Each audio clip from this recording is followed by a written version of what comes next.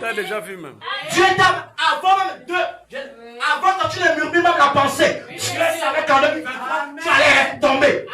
Mais quand tu tombes, Satan vient te prêcher. Tu es sûr que Dieu va encore t'aimer. Avec leur don là, c'est sûr. Dieu n'est pas dedans. Avant même que ça n'arrive, Dieu avait déjà montré ça il y a 5 ans avant. On n'avait pas parlé. On prie seulement pour toi. Personne ici n'est parfait. Personne n'est bon. On a tous des hauts et des bas, des manquements et des faiblesses.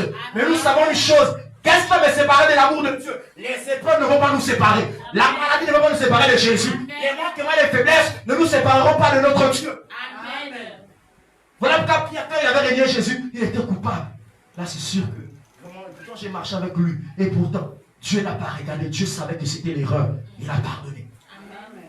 Voilà pourquoi Branham dit que quand Dieu a pardonné aux frères, il jette les péchés de la sœur Emmanuel dans la mer de l'oubli. Il ne sait même pas là où il a jeté ça. Mais c'est toi qui es toujours là. C'est sûr que quand j'avais fait ça. Dieu a pardonné depuis Satan te prêche. N'écoutons plus la voix de Satan.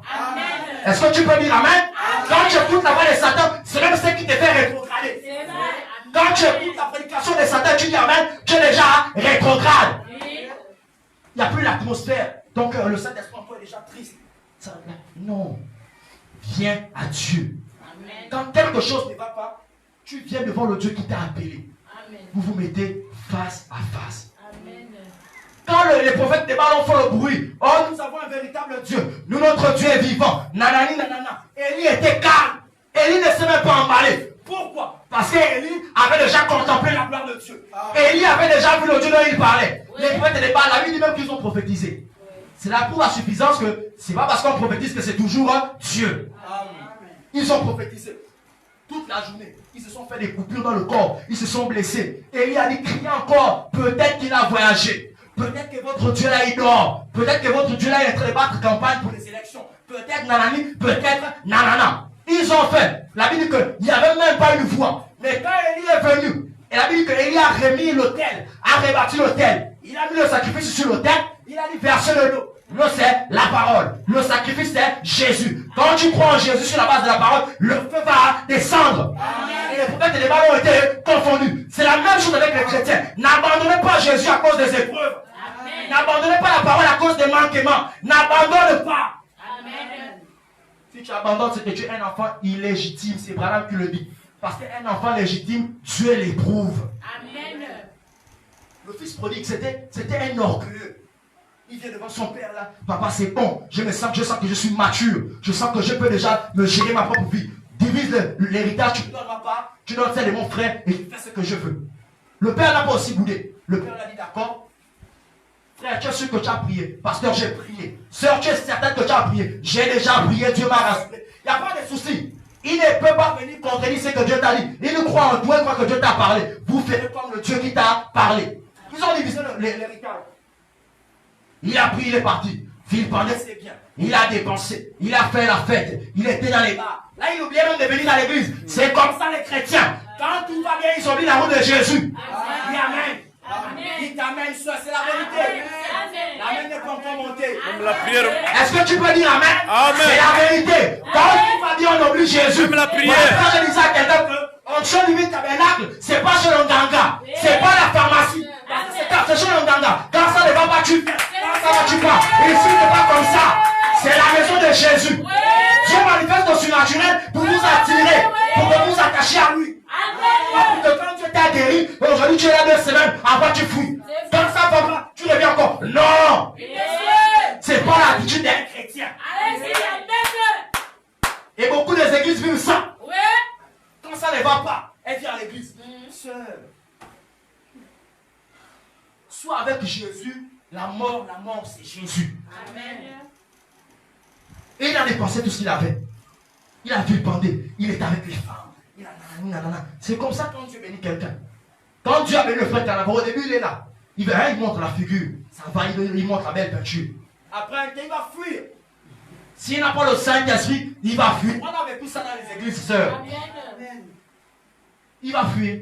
Il fait ce qu'il veut. Il pense que tu as oublié. Comme cette bénédiction-là, c'est même pas un homme qui t'a donné ça. Le même Dieu qui a donné ça. Quand tu vas t'éloigner, il te mettra la main dessus. Amen. C'est pas le pasteur qui va te poursuivre. C'est pas le frère. C'est le même Dieu qui t'a béni là. À cause de quoi? Ce n'était pas seulement tes genoux, c'était les genoux des enfants de Dieu. Est-ce que tu peux dire Amen? Ce n'était pas seulement tes pleurs, c'était même les pleurs de Sœur Vanessa. Elle ne dormait même pas. Oh Jésus, elle ne prie même plus pour elle. À cause de la soeur. Quand Dieu voit que tu te comportes comme ça, il te met la main dessus. Même si tu vas aller critiquer qu'ils ont perdu, Dieu va critiquer. Il a tout dépensé. Après, quand il a remarqué qu'il n'y avait plus rien, il était maintenant tout triste. Il cherche comment revenir à l'église. C'est comme ça le chrétien. Quand il est pour le descendre dehors, là il n'écrit même plus au pasteur, il n'écrit plus au frère, il n'y a même plus le shalom. Les messages dans le groupe, il ne répond même plus. Parce que quoi? Tout est fleurissant. C'est comme ça que l'autre avait fait. Il a regardé le pays qui était fleurissant, il est allé. Il ne vient plus à l'église. Après, quand ça ne va plus, cherche comment revenir à l'église. Là, il commence par écrire le pasteur. Shalom, pasteur. Shalom, frère, ça va? Oui, ça va, pasteur. Ça va. Il lance la conversation. On sait, frère.